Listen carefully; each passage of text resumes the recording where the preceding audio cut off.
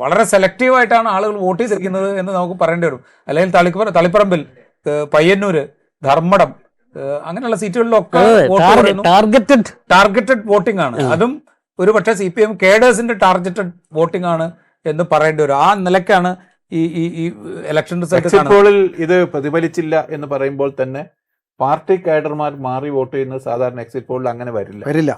അവര് ഞങ്ങളുടെ സ്വന്തം പാർട്ടി കേഡർമാർ അവരവരുടെ പാർട്ടിക്ക് എതിരെ വോട്ട് ചെയ്തത് അങ്ങനെ ഒരു സർവേയിലും അങ്ങനെ പറയില്ല. ഇത് വളരെ വ്യക്തമാണ്. പാർട്ടി കേഡർമാരാണ് വോട്ട് മാറി ചെയ്തിരിക്കുന്നത്. ഈ മണ്ഡലങ്ങളുടെ ഇപ്പോഴത്തെ അവസ്ഥ വെച്ച് തന്നെ അത് പറയാം. ഫൈനൽ റിസൾട്ട് എന്തായാലും ഈ ഘട്ടത്തിൽ തന്നെ അത് പറയാൻ പറ്റും.